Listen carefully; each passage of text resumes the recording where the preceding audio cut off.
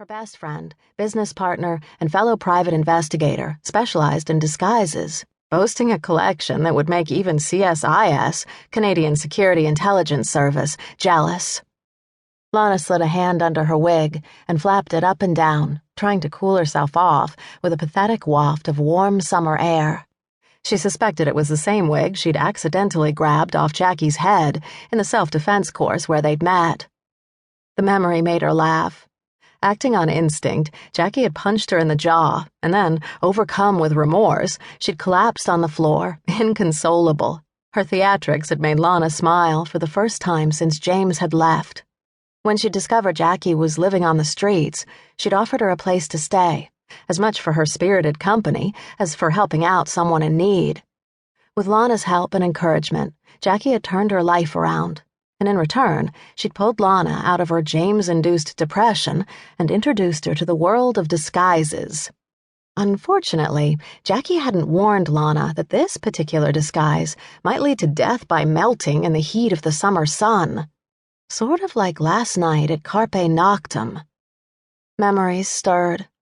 For an instant, she was back in the club, her nose buried in James's shirt, breathing in his clean, sharp scent, safe and warm in the circle of his arms. And then she was 2 years in the past, lying on his chest, listening to the steady beat of his heart in the darkness, wondering if the deep tug on her soul was love. And then she was alone in her bed on a cold, gray, rainy morning, contemplating what she'd done wrong. No, she wasn't going back there. She was over him. Their meeting at Carpe Noctem had been a blip. It had to happen at least once. Vancouver was big, but not that big.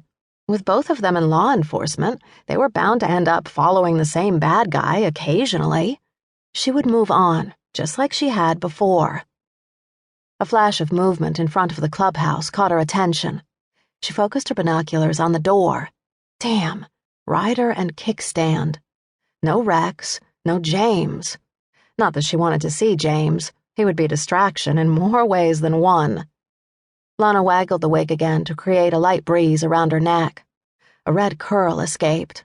She glanced up in the rearview mirror to tuck it back in, and startled when a black leather jacket came into view.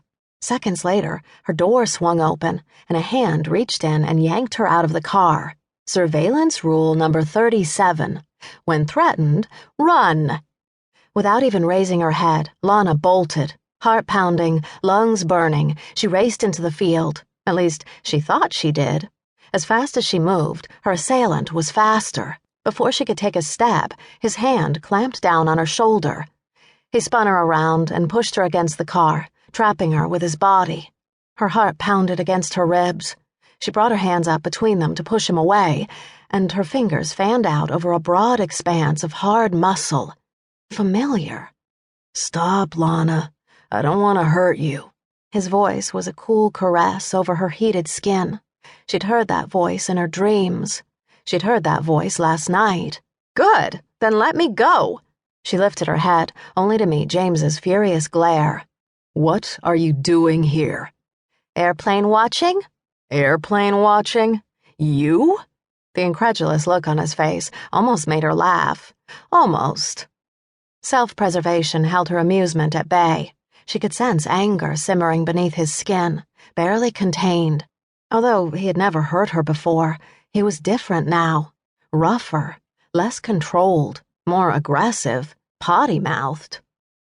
She still hadn't figured out if he had officially joined the gang or if he was undercover, but she couldn't take a chance that his anger might turn to violence. Her father was an angry man, but he had nothing on Levi. And after a string of failed relationships, she no longer trusted men. Hell, she didn't even trust her own judgment. Folding her arms with feigned nonchalance, she leaned against her faithful Jetta and gave him a weak smile. "Sure, it's a new hobby." James snorted a laugh. "You can't sit still long enough to drink a coffee. Do you really think I would believe you're into airplane watching? Dress like that?" She widened her eyes and shrugged. "I was worried I might bump into someone I know, and they might laugh at my new hobby. The thrash crowd isn't very forgiving of money."